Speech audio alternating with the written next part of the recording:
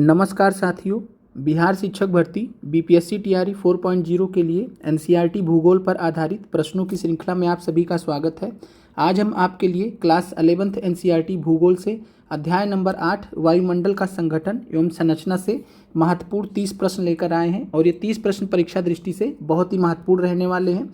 इसके अलावा आपने वायुमंडल के चैप्टर के बारे में क्लास 6 और 7th एनसीईआरटी में भी पढ़ रखा है, तो आज हम यहाँ से बहुत ही महत्वपूर्ण प्रश्नों को देखने वाले हैं। इसके अलावा आपका इसके बाद जो है क्लास 11th एनसीईआरटी भूगोल जो है वो आपका समाप्त हो जाएगा। इसके बाद एक और अध्याय आएगा, अध्याय नंबर 9, जिसका नाम है सौर विकिरण। तो जो सौर विकिरण वाला जो चैप्टर है, सौर विकिरण वाले चैप्टर से इस बार टीआरई 3.0 पीआरटी में 3 प्रश्न पूछे गए थे, जिनको हम अगले क्लास में डिस्कस भी करेंगे। तो आपका अध्याय नंबर 9 के साथ में जो कि सौर विकिरण से रिलेटेड रहेगा, यहाँ से आपका जितना हमने अभी तक आपको परीक्षा दृष्टि से ज़रूरी है थ्योरी करा दिया है और एमसीक्यू भी आपका समाप्त हो जाएगा। तो क्लास 11th का एमसीक्यू समाप्त होने के बाद आपको मंडे से हम क्लास 10th का एनसीईआरटी भूगोल के प्रश्न कराएंगे। तो क्लास 10th के एनसीईआरटी भूगोल के जो प्रश्न हैं वो हम आपको मंडे से कराएंगे। इसके अलावा पॉलिटी का भी आपका एनसीईआरटी जो चल रहा है पॉलिटी का, वो आपका क्लास 10th का हमने आपको बता रखा है कि क्लास 10th का ये भी आपका मंडे से स्टार्ट होगा। उम्मीद करते हैं कि आपको क्लासेस अच्छी लग रही होंगी। सभी अभ्यर्थी का सेशन को लाइक ज़रूर कर दीजिएगा और साथ में आप सभी लाइव जुड़कर सुबह 10 बजे आप क्लास में आ सकते हैं। लाइव आप प्रश्नों के जवाब भी दे सकते हैं। क्लास की बात करें तो पहली क्लास आपकी 10 बजे होती है और दूसरी क्लास आपकी जो है 5 बजे या 8 बजे में से एक रहता है। तो संभवतः आज जो आपकी क्लास होगी वो आपकी 8 बजे के आसपास होगी या 5 बजे के आसपास होगी, ये हम आपको क्लियर करके बता देंगे।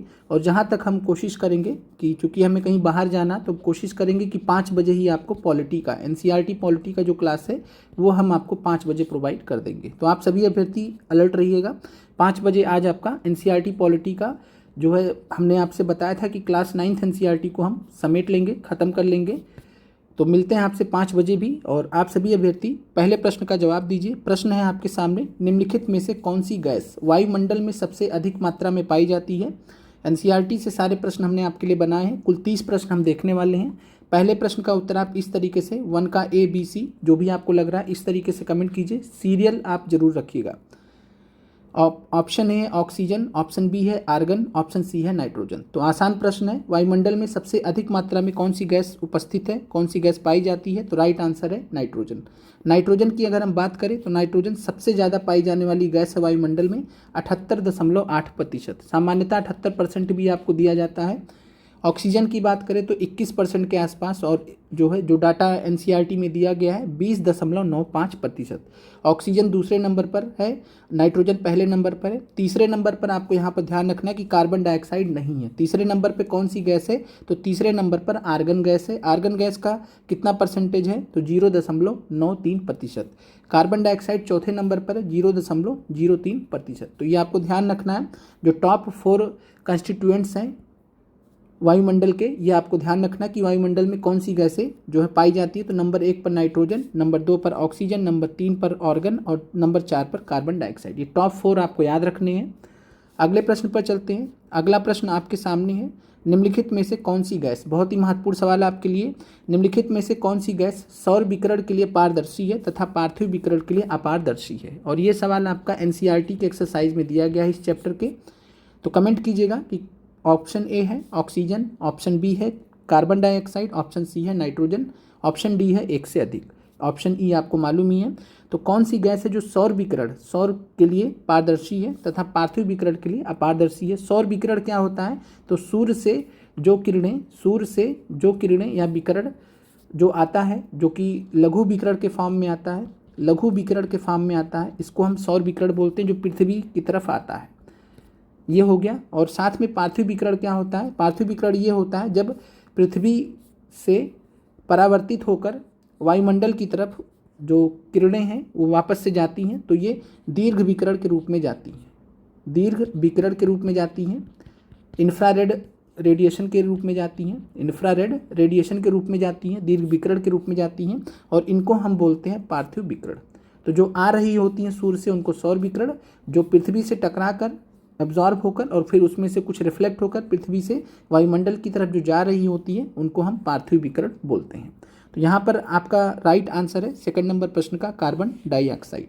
कार्बन डाइऑक्साइड की बात करें तो जो सौर विकिरण आ रहा होता है, कार्बन डाइऑक्साइड जो गैस है इसको आने देती है। पारदर्शी का मतलब है आने देती है, इसको ये एब्जॉर्ब नहीं करती है।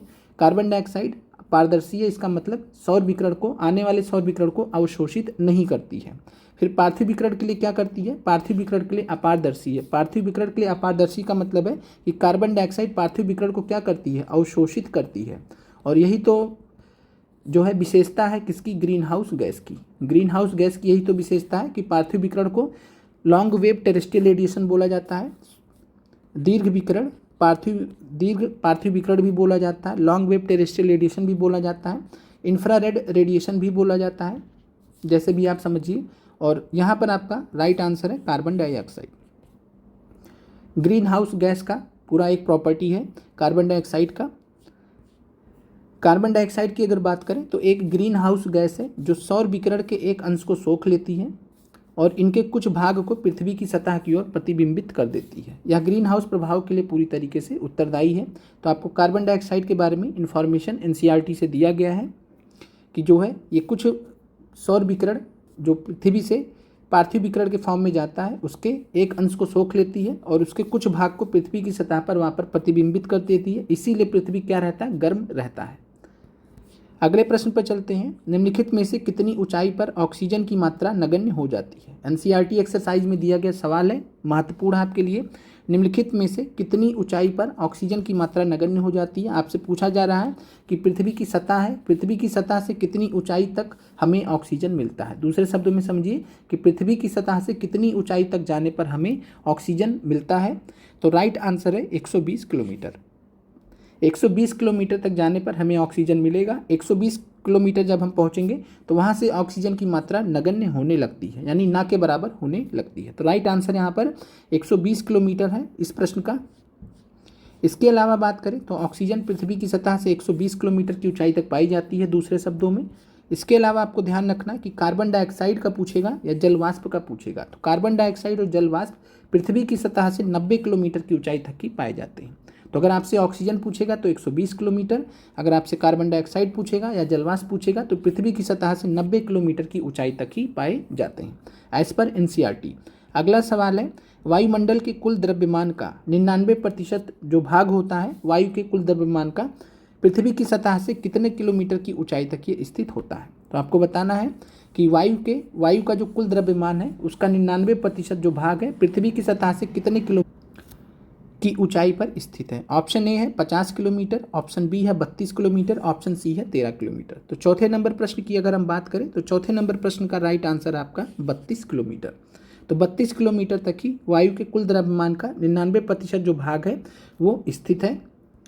उस जैसे जैसे हम 32 किलोमीटर से ऊपर जाएंगे तो वैसे वैसे जो परसेंटेज है वो कम होता जाएगा, यानी हवा जो है वो कम होती जाएगी और ज़्यादातर जो भाग है 99% भाग वो 32 किलोमीटर तक ही सीमित है, ये कहने का मतलब है। अगला प्रश्न है, निम्नलिखित में से कौन सी गैस ग्रीन हाउस प्रभाव के लिए, ग्रीन हाउस इफेक्ट के लिए उत्तरदायी है पूरी तरीके से? ऑक्सीजन है, नाइट्रोजन डाइऑक्साइड है, कार्बन डाइऑक्साइड है। तो ग्रीन हाउस प्रभाव के लिए जो सबसे महत्वपूर्ण गैस है उसको हम बोलते हैं कार्बन डाइऑक्साइड। अभी हमने इसकी विशेषता भी देखी है कि पृथ्वी की तरफ ये वापस जो है कुछ भाग अवशोषित करती है पार्थिव विकिरण को और कुछ भाग को ये जो है पृथ्वी की तरफ वापस भेज देती है, जिसकी वजह से पृथ्वी गर्म रहती है, जिसको हम ग्रीन हाउस प्रभाव बोलते हैं। और ग्रीन हाउस प्रभाव में कार्बन डाइऑक्साइड का जो उत्सर्जन है कई कारणों से जो मानव कर रहा है, फॉसिल फ्यूल से लेकर जीवाश्म ईंधन से लेकर बहुत सारी चीज़ों की वजह से कार्बन डाइऑक्साइड का जो अमाउंट है वो बढ़ रहा है, जिसके वजह से ग्रीन हाउस प्रभाव भी बढ़ रहा है। और इस वजह से ग्रीन हाउस प्रभाव के लिए सबसे ज़्यादा जो जिम्मेदार माना जाता है वो कार्बन डाइऑक्साइड माना जाता है। अगला प्रश्न आपके सामने है, निम्नलिखित में से कौन सी गैस एक फिल्टर की तरह कार्य करती है और सूर्य से निकलने वाली पराबैंगनी किरणों को, जिनको हम अल्ट्रा वायलेट रेस कहते हैं, अल्ट्रा वायलेट रेस कहते हैं, यूवी रेस कहते हैं, किरणों को अवशोषित करके पृथ्वी की सतह पर पहुंचने से रोकती है? तो ऑप्शन ए है कार्बन डाइऑक्साइड, ऑप्शन बी है ओजोन, ऑप्शन सी है मीथेन। तो आसान प्रश्न है, पराबैंगनी किरण जैसे ही आपने देखा तुरंत आपने ओजोन आंसर लगा दिया। तो ओजोन गैस की अगर हम बात करें तो एक फिल्टर की तरीके से कार्य करती है, सूर्य से निकलने वाली पराबैंगनी किरणों को अवशोषित करती है, पृथ्वी की सतह पर उनको पहुंचने से रोकती है। अगला प्रश्न है बहुत ही महत्वपूर्ण आपके लिए, एनसीईआरटी से सारे प्रश्न आपके बनाए गए हैं, आप अगर अच्छे से देखेंगे तो आपको ये सारी चीज़ें मिल भी जाएंगी। प्रश्न है पृथ्वी की सतह से कितने किलोमीटर की ऊंचाई के बीच में ओजोन पाया जाता है। ऑप्शन ए है 10 से 50 किलोमीटर, ऑप्शन बी है 15 से 30 किलोमीटर, ऑप्शन सी है 20 से 50 किलोमीटर। क्या राइट आंसर होगा इस प्रश्न का? तो पृथ्वी की सतह से कितने किलोमीटर की ऊंचाई के बीच में ओजोन पाया जाता है? तो एज पर एनसीईआरटी 10 से 50 किलोमीटर के बीच में ओजोन पाया जाता है। यहाँ पर ध्यान दीजिएगा, यहाँ पर कहीं भी आपसे ओजोन परत नहीं लिखा गया है, कहीं भी एनसीईआरटी में ओजोन परत या ओजोन मंडल नहीं लिखा गया है। तो इस चीज़ को आप लोग यहाँ पर ध्यान दीजिएगा कि 10 से 50 किलोमीटर जो यहाँ पर एनसीईआरटी में डाटा दिया गया, ये संभवतः ओजोन गैस की बात कर रहा है, संभवतः ओजोन गैस की बात कर रहा है। चूँकि ओजोन परत है वो पूरा का पूरा 10 से 50 किलोमीटर नहीं है। 10 से 50 किलोमीटर के बीच में कौन सी परत है? तो आप कहेंगे समताप मंडल, और समताप मंडल का भाग है, समताप मंडल का भाग है, समताप मंडल का भाग है ओजोन मंडल या ओजोन परत समताप मंडल का भाग है। तो 10 से 50 किलोमीटर पूरा समताप मंडल होता है, लेकिन यहाँ पर एनसीईआरटी में जो जानकारी दी गई है वो संभवतः ओजोन गैस के लिए दी गई है हमारे हिसाब से। तो ओजोन गैस की अगर हम बात करें तो ओजोन गैस क्षोभ मंडल में भी पाया जाता है। आपको हमने पढ़ाया है कि ओजोन गैस दो प्रकार की होती है, एक होती है बैड ओजोन। बैड ओजोन का मतलब है जो प्रदूषक के रूप में कार्य करती है, यानी जो बुरी ओजोन है वो प्रदूषक के रूप में, पॉल्यूटेंट के रूप में कार्य करती है। और प्रदूषण कहाँ पर होता है जो हमें प्रभावित करता है? तो क्षोभ मंडल में होता है, क्षोभ मंडल में होता है। और गुड ओजोन होती है, जो गुड ओजोन होती है वो हमें सूर्य की पराबैंगनी किरणों से हमारी रक्षा करती है, वो होती है स्ट्रेटोस्फेयर में, यानी कि समताप मंडल में। तो ये आपको ध्यान रखना है यहाँ पर। और यहाँ पर ओवरऑल ओजोन के बारे में यहाँ पर जानकारी दी गई है, ओजोन गैस। तो राइट आंसर आपका 10 से 50 किलोमीटर अगर आपसे ओजोन पूछा जाएगा। ओजोन परत का कितना मानेंगे हम अभी आगे प्रश्न में डिस्कस करेंगे। अगला प्रश्न है वायुमंडल में ओजोन की अनुपस्थिति से हमारे ऊपर क्या प्रभाव पड़ेगा। तो मान लीजिए कि वायुमंडल में ओजोन की अनुपस्थिति हो जाए, यानी ओजोन का बहुत ज़्यादा क्षरण हो जाए और ओजोन का डिप्रिसिएशन इतना ज़्यादा हो जाए कि ना के बराबर हो जाए, तो हमारे ऊपर क्या प्रभाव पड़ेगा? त्वचा का कैंसर, स्किन कैंसर होगा, मनुष्य की आंखों को नुकसान पहुंचेगा, सनबर्न होगा। तो यहाँ पर क्या आंसर होगा 8वें नंबर प्रश्न का? चौथा पांचवा ऑप्शन आप जानते ही हैं, बताने की आवश्यकता नहीं है, एक से अधिक है, और पांचवा नन ऑफ दीज है। तो वायुमंडल में बात करें तो ओजोन की अनुपस्थिति में हमारे ऊपर सबसे जो ज़्यादा हम देखते हैं, पढ़ते हैं, त्वचा कैंसर, स्किन कैंसर बहुत कॉमन हो जाएगा, मनुष्य की आंखों को नुकसान भी पहुंचेगा, सनबर्न भी होगा। तीनों चीज़ें ये जुड़ी हुई हैं। अगर वायुमंडल में ओजोन का बहुत ज़्यादा क्षरण होगा या वायुमंडल में ओजोन की अनुपस्थिति होगी तो ये तीनों चीज़ें हो जाएंगी, ये तीनों चीज़ों का प्रभाव पड़ेगा। तो राइट आंसर आपका इस प्रश्न का है एक से अधिक। उम्मीद करते हैं ये प्रश्न आपको क्लियर हो गया होगा। अगले प्रश्न पर चलते हैं। निम्नलिखित में से कौन सी गैस एक कंबल की तरह कार्य करती है? बहुत ही महत्वपूर्ण सवाल आपके लिए। तथा पृथ्वी को ना तो अधिक गर्म और ना ही अधिक ठंडा होने देती है। ऑप्शन ए आपके सामने है कार्बन डाइऑक्साइड, ऑप्शन बी है ऑक्सीजन, ऑप्शन सी है जलवाष्प। तो राइट आंसर क्या होगा 9वें नंबर प्रश्न का? तो निम्नलिखित में से कौन सी गैस एक कंबल की तरह कार्य करती है तथा पृथ्वी को ना तो अधिक गर्म ना ही अधिक ठंडा होने देती है? तो ये आपको बताना है। तो राइट आंसर इस प्रश्न का 9 नंबर का है जलवाष्प। वाटर वेपर जो होता है, जलवाष्प या वाटर वेपर जो होता है, ये ऐसी गैस मानी जाती है जो एक कंबल की तरह, ब्लैंकेट की तरह काम करती है, पृथ्वी को ना तो अधिक गर्म होने देती है ना ही अधिक ठंडा होने देती है। कार्बन डाइऑक्साइड यहाँ पर आंसर क्यों नहीं है? क्योंकि कार्बन डाइऑक्साइड जो सौर विकिरण आ रहा होता है उसके लिए क्या है? पारदर्शी है, यानी कि जाने देती है।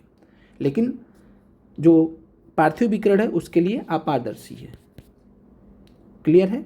लेकिन जो जलवाष्प होता है ये सौर विकिरण, आने वाले सौर विकिरण को भी सोखता है कि भैया कहाँ जा रहे हो, थोड़ा सा हम एब्जॉर्ब करेंगे। उसके बाद जो पार्थिव विकिरण जाता है इसको भी ये क्या करता है? इसको भी ये एब्जॉर्ब करता है। तो दोनों तरफ से करता है, सौर विकिरण को भी करता है जलवाष्प और पार्थिव विकिरण को भी करता है। ये अंतर है कार्बन डाइऑक्साइड के फंक्शन में और जलवाष्प के फंक्शन में। तो इस वजह से दोनों तरफ से कार्य करता है, इसलिए इसको हम ब्लैंकेट कहते हैं, कंबल की तरह बोलते हैं। जलवाष्प क्या करता है? तो जलवाष्प सूर्य से निकलने वाले ताप के कुछ भाग को अवशोषित करता है, पृथ्वी से निकलने वाले ताप को संग्रहित करता है और ये आपको मालूम होगा, आपको हमने ईबीएस में पढ़ा रखा है, इन्वायरमेंट में, पीआरटी में, कि जलवाष्प क्या होता है, ग्रीन हाउस गैस का उदाहरण है। जलवाष्प को हम ग्रीन हाउस गैस का उदाहरण कंसीडर करते हैं इस वजह से। पृथ्वी से निकलने वाले ताप को संग्रहित करता है। इस प्रकार यह एक कंबल की तरह कार्य करती है। इसके अलावा जलवाष्प का कार्य और क्या है, तो जलवाष्प वायु को स्थिर व अस्थिर होने में भी योगदान देती है। जलवाष्प वायुमंडल में उपस्थित एक परिवर्तनीय गैस है, ये भी आपको मालूम होना चाहिए। जलवाष्प वाटर वेपर वायुमंडल में उपस्थित एक परिवर्तनीय गैस है। परिवर्तनीय गैस का मतलब है कि ऊंचाई जैसे बढ़ती है वैसे वैसे जलवाष्प की मात्रा घटती जाती है। आपको ध्यान रखना, आपसे पूछा जा सकता है कि वायुमंडल में जैसे जैसे हम ऊंचाई बढ़ती है तो जलवाष्प की मात्रा कम होगी या ज़्यादा होगी। तो देखिए, क्षोभ मंडल में जब हम ऊपर की तरफ प्रवेश करते हैं, जब ऊपर की तरफ जाते हैं तो आपको मालूम है कि एक सर्टेन ऊंचाई तक जो टेम्परेचर वो 1 डिग्री सेल्सियस कम होता जाता है। तो ऊंचाई जैसे जैसे बढ़ेगी ठंडा होता जाएगा मौसम। जब मौसम ठंडा होता जाएगा जलवाष्प कम होता जाएगा। ऐसे भी आप समझ सकते हैं, जब मौसम गर्म होगा तो जलवाष्प ज़्यादा होगा। तो नीचे से ऊपर की तरफ जाते हुए जलवाष्प ऊंचाई के साथ में क्या होगा, कम होता जाएगा। तो इसलिए इसको हम परिवर्तनीय गैस बोलते हैं। समझ में आ गया होगा। आपको ऐसे भी पूछा जा सकता है कि निम्नलिखित में से कौन वायुमंडल में परिवर्तनीय गैस है। अगला प्रश्न आपके सामने है एनसीईआरटी एक्सरसाइज से। प्रश्न है, समुद्री नमक, पराग, राख, धुएं की कालीमा, महीन मिट्टी किससे संबंधित है? जलवाष्प से संबंधित है, धूलकण से संबंधित है, उल्कापात से संबंधित है। और यहाँ पर उल्कापात का कण भी इंक्लूड कर सकते हैं एज पर एनसीईआरटी। उल्कापात के जो कण होते हैं, उल्कापात से जो कण वगैरह वायुमंडल में घूम रहे होते हैं उनको भी आप यहाँ पर इंक्लूड कर सकते हैं। तो 10वें नंबर प्रश्न की बात करें तो इन सभी को हम क्या कहते हैं संयुक्त रूप से, धूलकण, डस्ट पार्टिकल्स। तो धूलकण या डस्ट पार्टिकल्स हम कहते हैं और धूलकण के अंतर्गत हम इनको रखते हैं। समुद्री नमक, पराग, राख, धुएं की कालिख और महीन मिट्टी, ये किससे संबंधित है, धूलकण के अंतर्गत आते हैं। धूलकण होता क्या है, तो प्रायः वायुमंडल के निचले भाग में मौजूद होता है। धूलकणों का सबसे अधिक जमाव, ये ध्यान रखिएगा, उपोष्ण और शीतोष्ण प्रदेशों में सूखी हवा के कारण होता है। धूल और नमक के कण जो होते हैं, धूल और नमक के जो कण होते हैं ये आर्द्रता ग्राही केंद्र का काम करते हैं। आर्द्रता ग्राही केंद्र को हम हाइग्रोस्कोपिक न्यूक्लियाई बोलते हैं और आर्द्रता ग्राही केंद्र या हाइग्रोस्कोपिक न्यूक्लियाई जो होते हैं, इन्हीं के चारों ओर जो जलवाष्प होता है, वाटर वेपर होता है, संघनित होकर, कंडेंस होकर बादलों का निर्माण करते हैं। तो हाइग्रोस्कोपिक न्यूक्लियाई के चारों तरफ जलवाष्प संघनित होते हैं और उन्हीं पर मेघों का निर्माण करते हैं। तो ये आपको ध्यान रखना परीक्षा दृष्टि से। अगले प्रश्न पर चलते हैं। निम्नलिखित में से कौन सी वायुमंडलीय परत है जो मानव जीवन के लिए महत्वपूर्ण है? एनसीईआरटी एक्सरसाइज से लिया गया प्रश्न है आपका। तो कौन सी वायुमंडलीय परत मानव जीवन के लिए महत्वपूर्ण है? समताप मंडल है, मध्य मंडल है, क्षोभ मंडल है, एक से अधिक है, नन ऑफ दीज है। तो आप क्या समताप मंडल को आप मानव जीवन के लिए महत्वपूर्ण मानेंगे या नहीं मानेंगे, या मध्य मंडल या क्षोभ मंडल? चलिए, कंफ्यूजिंग सवाल आपके लिए होगा, लेकिन चूंकि एनसीईआरटी एक्सरसाइज में दिया गया, एनसीईआरटी एक्सरसाइज में हमेशा क्या आंसर माना जाता है, केवल एक आंसर। 4 ऑप्शंस होते हैं वहाँ पर, मालूम आपको। तो यहाँ पर राइट आंसर आपका क्षोभ मंडल है। तो निम्नलिखित में से कौन सी वायुमंडलीय परत है जो मानव जीवन के लिए महत्वपूर्ण है? क्षोभ मंडल। ठीक है, क्षोभ मंडल ज़्यादा महत्वपूर्ण है, समताप मंडल से ज़्यादा महत्वपूर्ण है क्षोभ मंडल। क्यों महत्वपूर्ण है आगे हम देखेंगे। समताप मंडल में भले ओजोन की परत पाई जाती है, ओजोन परत पाई जाती है, इस वजह से भी समताप मंडल भी महत्वपूर्ण है। लेकिन जब आपसे ये सवाल पूछा जाएगा तो मानव जीवन के लिए महत्वपूर्ण जो मंडल पूछेगा तो आपको क्षोभ मंडल लगाना है। मौसम में परिवर्तन जो होता है ये क्षोभ मंडल में होता है। इस वजह से जो मौसम जैसा भी रहता है, क्षोभ मंडल में जो भी परिवर्तन होता है उसके वजह से होता है। जैविक क्रिया के लिए सबसे महत्वपूर्ण मंडल है। बायोलॉजिकल प्रोसेस के लिए सबसे महत्वपूर्ण मंडल है क्षोभ मंडल। मौसमी घटनाएं जैसे बादलों का बनना इसी मंडल में होती है। तो इसीलिए सबसे महत्वपूर्ण जो मंडल है मानव जीवन के लिए वो क्षोभ मंडल ही है, ट्रोपोस्फीयर ही है। तो ट्रोपोस्फीयर जो है ये मानव जीवन के लिए महत्वपूर्ण मंडल है। क्षोभ मंडल का बात करें तो ट्रोपोस्फीयर जो है ये वायुमंडल का सबसे नीचे का संस्तर है, सबसे नीचे का लेयर है, सबसे नीचे का मंडल है, या पृथ्वी के सतह से सबसे नज़दीक का मंडल भी आप कह सकते हैं। अगले प्रश्न पर चलते हैं। पृथ्वी के किस स्थान पर क्षोभ मंडल ट्रोपोस्फीयर की ऊंचाई पृथ्वी की सतह से सर्वाधिक है? तो पृथ्वी की सतह से आपको बताना है कि कहाँ पर जो है सर्वाधिक ऊंचाई होती है क्षोभ मंडल की, ये आपको बताना है। ऑप्शन ए है विषुवत वृत्त पर यानी कि इक्वेटोरियल सर्किल पर, इक्वेटोरियल सर्किल पर, ध्रुव के निकट यानी पोल्स पर, कर्क रेखा यानी ट्रॉपिक ऑफ कैंसर, या फिर मकर रेखा यानी कि ट्रॉपिक ऑफ कैंसर। तो पृथ्वी के किस स्थान पर क्षोभ मंडल ट्रोपोस्फीयर की ऊंचाई सबसे ज़्यादा होती है? तो ध्रुव के निकट कितना होता है या ध्रुव रेखा पर कितना होता है? तो ये 8 किलोमीटर की ऊंचाई होती है क्षोभ मंडल की। विषुवत वृत्त पर कितना होता है? तो विषुवत वृत्त पर होता है 18 किलोमीटर, ये सर्वाधिक होता है। तो राइट आंसर आपका ये हो जाएगा, विषुवत वृत्त पे 18 किलोमीटर। और कर क्या मकर रेखा की बात करें तो इसी के बीच में होगा, और ये आपको ध्यान रखने की आवश्यकता है नहीं। और यहाँ से आपको अगर पूछेगा कि औसत जो है, अगर आपसे पूछेगा औसत कितना होता है, औसत ऊंचाई कितनी होती है क्षोभ मंडल की, तो आप इसको कैसे कैलकुलेट करेंगे? दो यहाँ पर डाटा दिए गए हैं, एक आपको विषुवत वृत्त का दिया गया, एक आपको ध्रुव का दिया गया। दोनों जोड़ दीजिए, 18 + 8/2, एवरेज निकाल लीजिए, औसत निकाल लीजिए। 18 + 8 26/2, 26/2 कितना हो गया? 13 किलोमीटर। तो 13 किलोमीटर औसत ऊंचाई मानी जाती है क्षोभ मंडल की। याद करने का तरीका हो गया, विषुवत वृत्त पे 18 किलोमीटर की ऊंचाई, ध्रुव के निकट 8 किलोमीटर की ऊंचाई। अगले प्रश्न पर चलने से पहले थोड़ा एक्सप्लेनेशन देख लेते हैं। विषुवत वृत्त पर क्षोभ मंडल की ऊंचाई 18 किलोमीटर। कारण क्या है? क्षोभ मंडल की जो मोटाई होती है विषुवत वृत्त पर सबसे अधिक होती है, मोटाई भी और ऊंचाई भी, क्योंकि तेज वायु प्रवाह के कारण ताप का अधिक ऊंचाई तक संवहन किया जाता है। और तेज वायु प्रवाह जो है विषुवत वृत्त पर सबसे ज़्यादा होता है। तो तेज वायु प्रवाह के कारण होता क्या है? ताप का अधिक ऊंचाई तक संवहन किया जाता है। और इस संस्तर में धूल कण तथा जलवाष्प मौजूद होते हैं। मौसम में परिवर्तन इसी संस्तर में होता है, तो ये आपको ध्यान रखना है। अगला प्रश्न है, क्षोभ मंडल में प्रत्येक डैश की ऊंचाई पर तापमान 1 डिग्री सेल्सियस से घटता जाता है।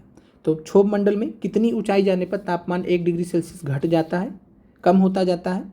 150 मीटर पर, 175 मीटर पर, 165 मीटर पर। तो क्षोभ मंडल में जैसे जैसे हम 100 मान लीजिए क्षोभ मंडल में हम यहाँ पर हैं, यहाँ पर मान लीजिए पृथ्वी की सतह पर 30 डिग्री सेल्सियस टेम्परेचर है। तो जैसे हम पहुँचेंगे 165 मीटर ऊपर, तो जैसे हम 165 मीटर ऊपर पहुँचेंगे तो यहाँ कितना हो जाएगा? 29 डिग्री हो जाएगा, 29 डिग्री सेल्सियस हो जाएगा। जैसे 165 मीटर ऊपर और पहुँचेंगे तो वहाँ 28 डिग्री सेल्सियस हो जाएगा। ये कहने का मतलब है। तो राइट आंसर आपका यहाँ पर सी है, 165 मीटर। अगला प्रश्न है, और अगले प्रश्न पर चलने से पहले आप सभी अभ्यर्थियों को थोड़ा सा जानकारी देना चाहेंगे। आप में से बहुत सारे अभ्यर्थियों को बहुत सारे डाउट्स भी हैं। पहला डाउट तो ये कि क्या इन प्रश्नों को कर कर आपका जो है टीआरई निकल जाएगा? तो देखिए, आपका प्रश्न आपके एनसीईआरटी से बनते हैं, जितने भी बन सकते हैं, जितने भी बन सकते हैं वो हमने अपने अनुभव के आधार पर आपको करा रहे हैं। अपनी तरफ से पूरी मेहनत करके एक एक क्लास के पीछे 3 से 4 घंटे 5 घंटे लग जाते हैं केवल प्रश्न बनाने में। प्रश्न बनाना इतनी आसान बात नहीं है, और प्रश्न बनाना कुल मिलाकर बहुत अनुभव का खेल है। दूसरी चीज़ है कि हम ये प्रश्न बनाते कहाँ से? तो हम ये प्रश्न एनसीईआरटी की बुक से बनाते हैं, डायरेक्ट एनसीईआरटी की बुक से बनाते हैं। तीसरी चीज़ है, क्या हम कहीं से कहीं कॉपी करते हैं? क्या कहीं किसी किताब, कोई हमारे पास कोई इसी जादू की किताब है जो हम आपको नहीं बता रहे हैं? एक कैंडिडेट ने पूछा था, तो कोई ऐसा बात नहीं है। बस हम एज जानकारी के लिए आपको दे रहे हैं कि अनुभव की जो बात है कि हम लगभग जो है 8 से 10 साल हमने सिविल सर्विसेज में दिए हैं, हो नहीं पाया वहाँ पर, और 8 से 10 साल हमने सिविल सर्विसेज में दिए हैं। और सिविल सर्विसेज में देने की वजह से हमारा जो जीएस वाला सेक्शन है वो रिलेटिवली स्ट्रांग है। इस वजह से हम आपको सिविल सर्विसेज का जो एक्सपीरियंस रहा उसी हिसाब से हम आपको पढ़ा रहे हैं। और सबसे जो ज़रूरी चीज़ है, एनसीईआरटी बुक के लिए आपका कोई अल्टरनेटिव नहीं है कि कोई ऐसी किताब आती हो जो जहाँ पर ये सारे प्रश्न आपको एक लाइन से मिल जाएँ। तो ये चीज़ है, और इतना मेहनत नहीं करना पड़ता। अगर किसी किताब में मिल जाता तो बढ़िया ही होता, हमें इतना समय नहीं देना पड़ता। खैर, हम आपके लिए इतना कर रहे हैं, बाकी आप भी अपनी तरफ से अपना सपोर्ट जरूर रखिए। क्षोभ सीमा ट्रोपोपॉज किसको अलग करता है? ऑप्शन आपके सामने है, क्षोभ मंडल और समताप मंडल को, समताप मंडल और मध्य मंडल को, मध्य मंडल और बाह्य वायुमंडल को। तो अगर हम बात करें पृथ्वी की सतह से, सबसे पहले क्या पड़ता है? क्षोभ मंडल पड़ता है। क्षोभ मंडल स्टार्ट होता है, और क्षोभ मंडल के बाद अगर हम बात करें 13 किलोमीटर तक क्षोभ मंडल हो गया। क्षोभ मंडल के बाद जो है क्षोभ सीमा आता है। क्या आता है? क्षोभ सीमा आता है। क्षोभ सीमा के समाप्त होने के बाद स्टार्ट होता है समताप मंडल। समताप मंडल, तो नीचे क्षोभ मंडल है, ऊपर समताप मंडल है, बीच में क्षोभ सीमा है। क्षोभ सीमा जिसको हम बोलते हैं ट्रोपोपॉज। और क्षोभ सीमा पर बात करें तो यहाँ पर जो तापमान रहता है वो स्थिर रहता है। तापमान यहाँ पर घटता बढ़ता नहीं है, तापमान यहाँ पर स्थिर रहता है, इसीलिए इसको हम क्षोभ सीमा बोलते हैं या ट्रोपोपॉज बोलते हैं। तो क्षोभ मंडल को समताप मंडल से जो अलग करता है एक पतला सा परत, उसी को हम बोलते हैं क्षोभ सीमा या ट्रोपोपॉज। तो ये आपको क्लियर हो गया होगा। तो क्षोभ सीमा या ट्रोपोपॉज किसको अलग करता है? क्षोभ मंडल और समताप मंडल को। क्लियर है? आगे बढ़ते हैं। इसके अलावा अगर आपसे पूछेगा क्षोभ सीमा, तो याद करने का तरीका क्या है? तो आप क्षोभ सीमा पूछे तो क्षोभ से क्षोभ मंडल हो जाएगा। क्षोभ मंडल के नेक्स्ट ऊपर क्या आता है? समताप मंडल। तो क्षोभ मंडल समताप मंडल से अलग करेगा। समताप सीमा अगर आपसे पूछेगा तो समताप लिख दीजिए पहले, समताप मंडल। समताप मंडल के ऊपर क्या पाया जाता है? मध्य मंडल। तो समताप मंडल को मध्य मंडल से अलग करेगा। उसके बाद फिर बात करते हैं मध्य सीमा का। तो मध्य सीमा अगर आपसे पूछेगा तो मध्य सीमा से मध्य मंडल हो जाएगा। मध्य मंडल के ऊपर क्या पाया जाता है? तो बाह्य वायुमंडल पाया जाता है। तो इस तरीके से आप इसको याद रख सकते हैं। निम्नलिखित में से किस मंडल में ओजोन परत पाई जाती है? ऑप्शन आपके सामने है। क्षोभ मंडल है, ट्रोपोस्फेयर है, समताप मंडल स्ट्रेटोस्फेयर है, मध्य मंडल मेजोस्फेयर है। तो आसान प्रश्न आपके लिए, ओजोन परत जो है किस मंडल में पाई जाती है? तो ओजोन परत या ओजोन मंडल जो है समताप मंडल के अंतर्गत पाया जाता है। तो राइट आंसर 15वें नंबर प्रश्न का है बी, समताप मंडल।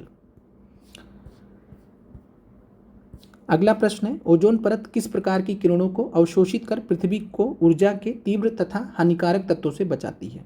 ऑप्शन ए है लघु विकिरण, शॉर्ट वेव, गामा रेज, पराबैंगनी किरण। तो ये भी हम डिस्कस कर चुके हैं। राइट आंसर है 16वें नंबर प्रश्न का, पराबैंगनी किरण से हमें बचाती है ओजोन परत।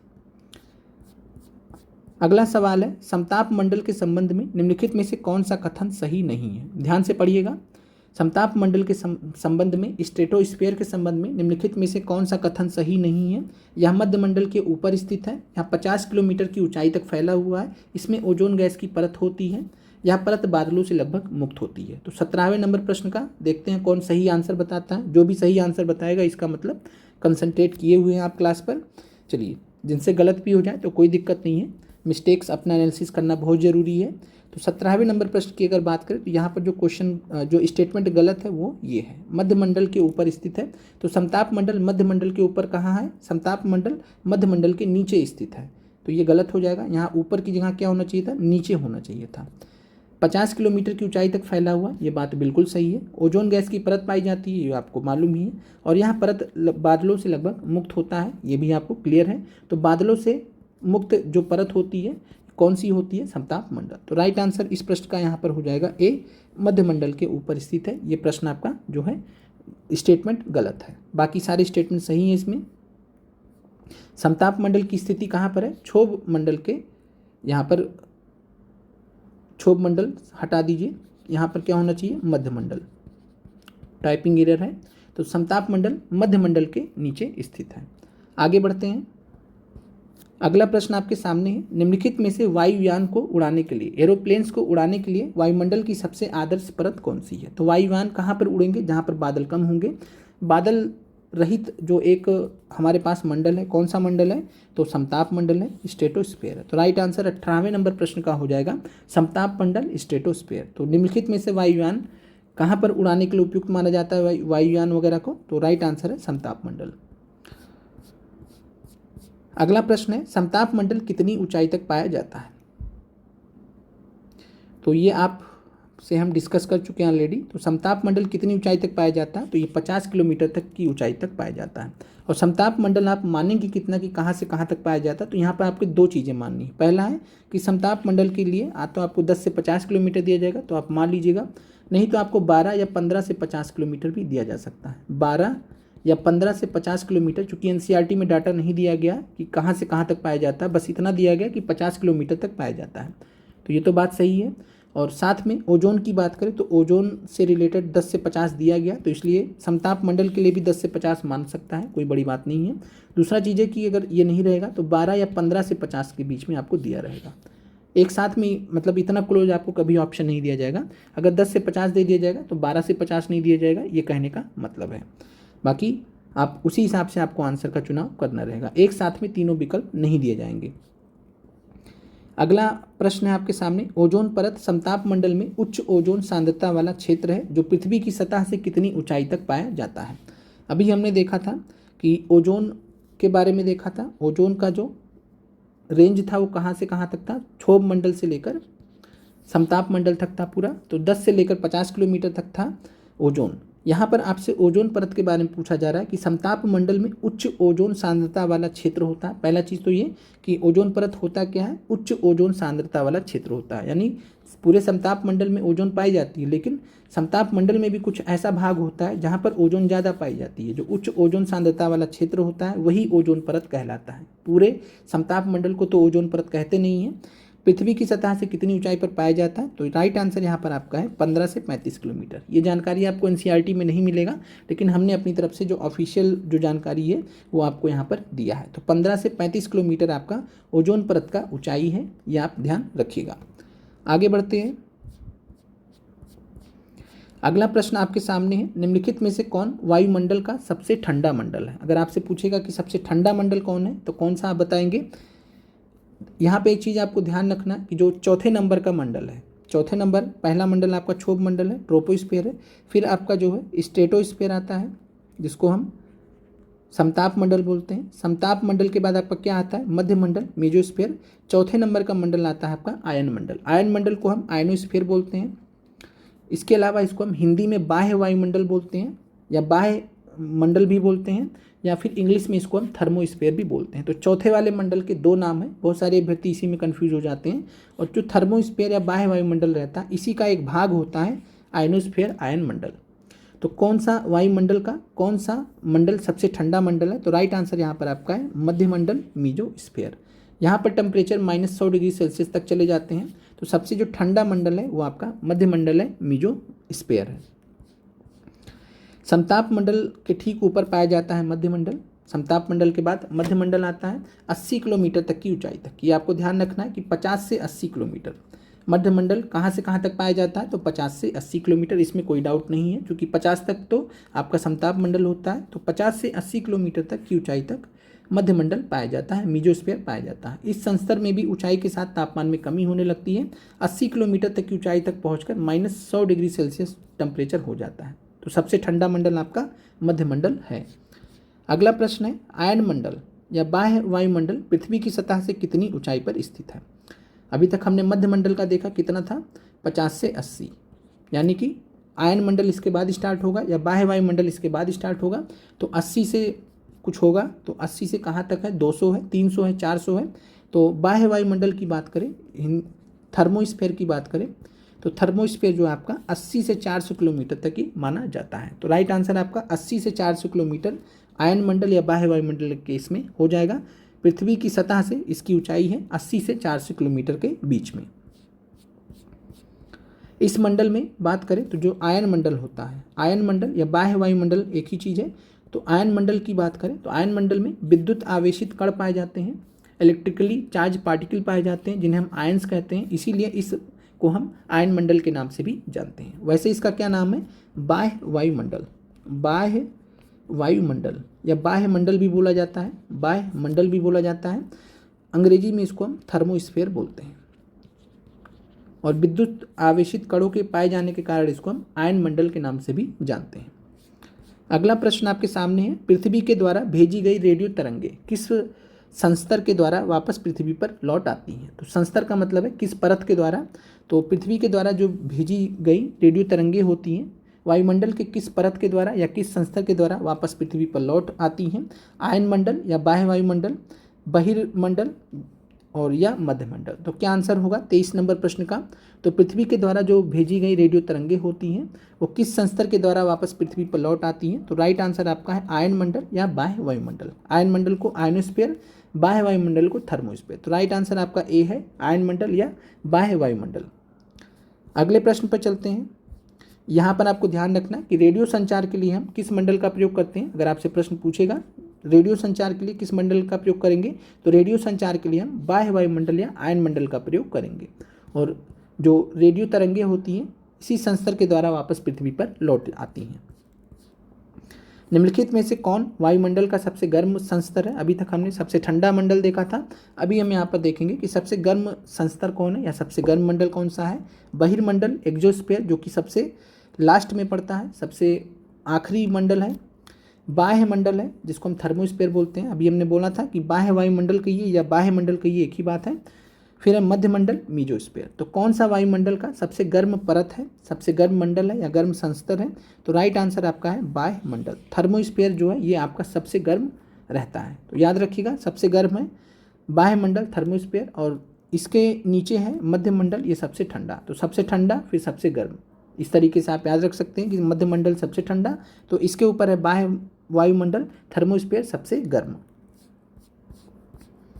अगला प्रश्न है, निम्नलिखित में से कौन वायुमंडल की पतली परत है जिसमें मौजूद सभी घटक विरल हैं, यानी बहुत ही कम मात्रा में पाए जाते हैं और धीरे धीरे बाहरी अंतरिक्ष में मिल जाते हैं। तो इसमें जो भी घटक वगैरह पाए जाते हैं जैसे कि हाइड्रोजन, हीलियम, जो गैसें पाई जाती है धीरे धीरे बाहरी अंतरिक्ष में जाते रहते हैं। और यहाँ पर जो भी गैसें वगैरह पाई जाती हैं वो बहुत ही विरल अवस्था में पाई जाती है, बहुत ही कम मात्रा में पाई जाती हैं। तो वायुमंडल की पतली परत है, सभी घटक विरल हैं, जैसे हाइड्रोजन, हीलियम गैसें तैरती रहती हैं, बाहरी अंतरिक्ष की तरफ जाती हैं। तो ये जिस मंडल की बात किया जा रहा है ये सबसे आखिरी मंडल है जिसका नाम है एक्सोस्फीयर, बहिर्मंडल। बहिर्मंडल की बात करें तो सबसे ऊंचा संस्तर है, सबसे ऊंचा मंडल है, इसके बारे में बहुत कम जानकारी उपलब्ध है। हल्की गैसें जैसे हीलियम और हाइड्रोजन यहीं से अंतरिक्ष में तैरती रहती हैं, ये आपको ध्यान रखना है परीक्षा दृष्टि से, ये आपका क्लास 7th NCERT में जानकारी दी गई है। हल्की गैसें जैसे हीलियम और हाइड्रोजन यहीं से अंतरिक्ष में तैरती रहती हैं। अगला प्रश्न है, अंतरिक्ष से प्रवेश करने वाले उल्कापिंड किस परत में आकर जल जाते हैं। तो ये आपका क्लास 7th NCERT से हमने ऐड कर दिया। तो अंतरिक्ष में प्रवेश करने वाले उल्कापिंड किस परत में आकर जल जाते हैं। तो अंतरिक्ष से प्रवेश करने वाले जो उल्कापिंड होते हैं, तो जो सबसे ठंडा मंडल होता है, क्योंकि उल्कापिंड तो गर्म अवस्था में आता है, तो जो एक हिसाब से घर्षण की प्रक्रिया होती है, और इस दौरान जो सबसे ठंडा मंडल होता है जिसको हम बोलते हैं मध्यमंडल, मीजोस्फीयर, इस मंडल में आने के बाद ये जल जाता है। इतना ज़्यादा फ्रिक्शन जनरेट हो जाता है, इतना ज़्यादा घर्षण जनरेट हो जाता है कि ये जल जाता है। तो उल्कापिंड जो है किस परत में आकर जल जाते हैं, तो मध्यमंडल, मीजोस्फीयर राइट आंसर है। अगला प्रश्न है, संचार उपग्रह किस वायुमंडलीय परत में स्थित होता है। तो संचार उपग्रह कम्युनिकेशन सैटेलाइट जो होते हैं, कम्युनिकेशन सैटेलाइट, तो कम्युनिकेशन सैटेलाइट को हम किस वायुमंडलीय परत में स्थित होता है, वायुमंडलीय परत में होता है, तो आपको बताना है समताप मंडल, आयन मंडल या मध्यमंडल। तो संचार उपग्रह किस वायुमंडलीय परत में होता है, तो जो संचार उपग्रह होते हैं तो रेडियो कम्युनिकेशन की आवश्यकता पड़ती है, आयंस वाले क्षेत्र में जाना पड़ेगा, और आयंस वाला क्षेत्र है आपका आयन मंडल। तो राइट आंसर आपका संचार उपग्रह किस वायुमंडलीय परत में स्थित होगा, तो इस केस में आपका आयन मंडल आंसर हो जाएगा। थोड़ा परिवर्तन हो जाएगा आंसर में अगर ऐसा सवाल पूछ लिया जाए कि उपग्रह वायुमंडल की निम्नलिखित में से किस परत में पृथ्वी की परिक्रमा करते हैं। अगर आपसे ऐसा सवाल पूछेगा कि उपग्रह जो सैटेलाइट्स होते हैं वायुमंडल की निम्नलिखित में से किस परत में पृथ्वी की परिक्रमा करते हैं, तो पृथ्वी की परिक्रमा करने के लिए जो है बहिर्मंडल यहाँ पर आपका राइट आंसर हो जाएगा। और जो अभी हमने देखा था कि कम्युनिकेशन सैटेलाइट्स हैं उनको कहाँ पर स्थित किया जाता है, कहाँ प्लेस किया जाता है, तो बाह्य वायुमंडल में, थर्मोस्फीयर या आयनोस्फीयर में, आयन मंडल में या थर्मोस्फीयर में। और जो है पृथ्वी की परिक्रमा किस परत में करते हैं, तो उपग्रह वायुमंडल के जो है बहिर्मंडल, एक्सोस्फीयर जो सबसे लास्ट वाला है उसमें परिक्रमा करते हैं। ये आपका SSC में पूछा गया सवाल था, तो हमने इसको भी यहाँ पर इंक्लूड कर दिया है। चलिए अगला प्रश्न है, वर्षा और कोहरे जैसी सभी मौसमी घटनाएं वायुमंडल के किस परत के अंदर होती हैं। तो आपको बताना है कि वर्षा और कोहरा जैसा जो मौसमी घटनाएं होती हैं, बादल निर्माण वगैरह, और ये सब जो है वायुमंडल के किस परत के अंदर होती हैं। तो ये हमने देखा है किस मंडल में होती है, ट्रोपोस्फीयर में, क्षोभ मंडल में, जो कि मानव जीवन के लिए सबसे महत्वपूर्ण मंडल भी है। तो राइट आंसर आपका बी है। आज का आखिरी प्रश्न है, वायुमंडल के निम्नलिखित परतों में से जेट धाराएं, जेट स्ट्रीम्स की बात की जा रही है कि मुख्य रूप से किसमें पाई जाती हैं। तो वायुमंडल की निम्नलिखित किस परत में जेट धाराएं, जेट स्ट्रीम्स एक्टिव होती हैं। तो जेट स्ट्रीम्स की बात करें तो जेट स्ट्रीम्स के बारे में आपको बहुत ज़्यादा जानकारी नहीं रखना है, बस आप इतना ध्यान रखिए कि जो क्षोभ मंडल, ट्रोपोस्फीयर वाला पार्ट होता है, इसी में जेट स्ट्रीम्स एक्टिव रहती हैं। जैसे पश्चिमी विक्षोभ आता है, पश्चिमी विक्षोभ आता है, वेस्टर्ली डिस्टर्बेंसेस बोलते हैं इनको हम, पश्चिमी विक्षोभ या वेस्टर्ली डिस्टर्बेंसेस। तो ये जो एक्टिव होते हैं जेट स्ट्रीम्स, ये आपके क्षोभ मंडल, ट्रोपोस्फीयर में एक्टिव होते हैं। तो राइट आंसर आपका सी है।